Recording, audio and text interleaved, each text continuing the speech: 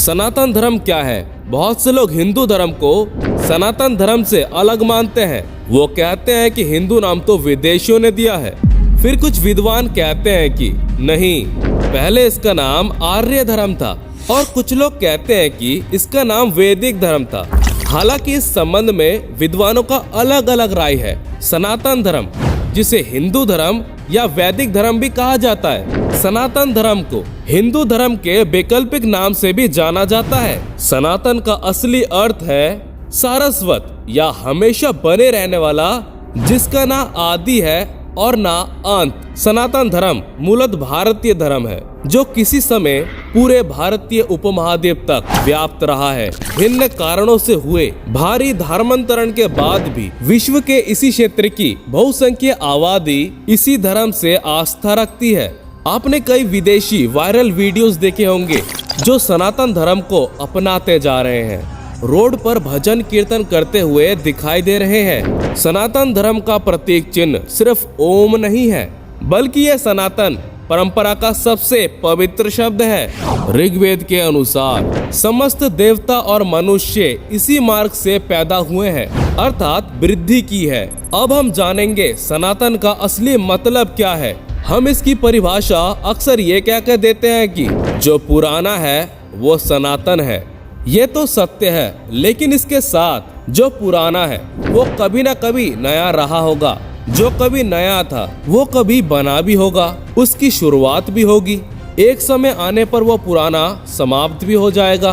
तो क्या सनातन धर्म भी समाप्त हो जाएगा? लेकिन दोस्तों, सनातन का अर्थ पुराना नहीं है। दोस्तों, अब जो मैं बोलने वाला हूँ उसे ध्यान से गौर से सुनिएगा।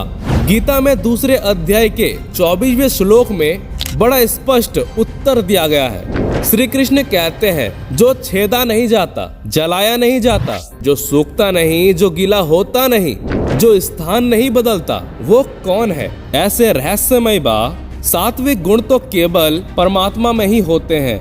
जो सदा इन दैवी गुणों से परिपूर्ण हो, वही सनातन कहलाने के असली योग्य है। अर्थात ईश्वरी सनातन है, जो ना तो कभी नया रहा और ना ही कभी पुराना होगा, ना ही इसकी शुरुआत है और ना ही इसका अंत। दोस्तों, ईश्वर को ही सनातन कहा गया है। हम अपने अस्तित्व की परिभाषा देते हुए कहते हैं कि हम सनातन हैं, सनातन धर्म के अनुयायी हैं। हम सनातन तब बनेंगे ऐसे दैवी गुण हमारे अंदर आ जाए।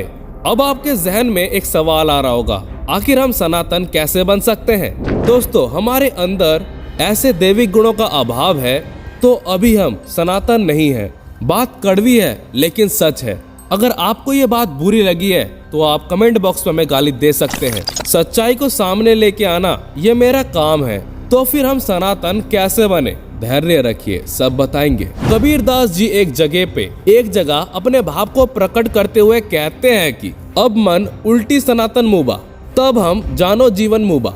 अर्थात ध्यान की उच्चतम अवस्था में हम ईश्वर से एकाकार हो जाते हैं, उसी में विलय होकर उसी का एक रूप हो जाते हैं। उस अवस्था को सनातन कहा गया है।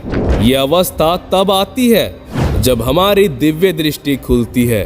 कोई संत महापुरुष हमारे दिव्य नेत्र को खोलकर बाहर भटक रहे हमारे चंचल मन को हमारे अंदर प्रवेश करवाते हैं। जब हम इस अवस्था को महसूस करते हैं तो इस अवस्था को कहा गया है कि आप सनातन हो चुके हो। हमारा मन अंदर की ओर उलट गया, हम ईश्वर से मिल गए, उसमें एकाकार हो गए।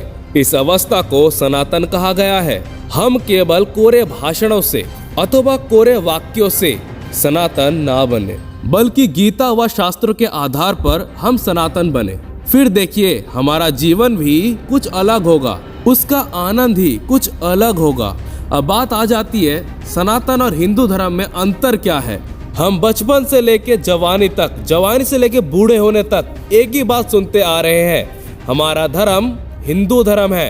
जो लोग ये मानते हैं कि उनका धर्म हिंदू धर्म है, उन्हें ये जानकर बहुत ही हैरानी होगी।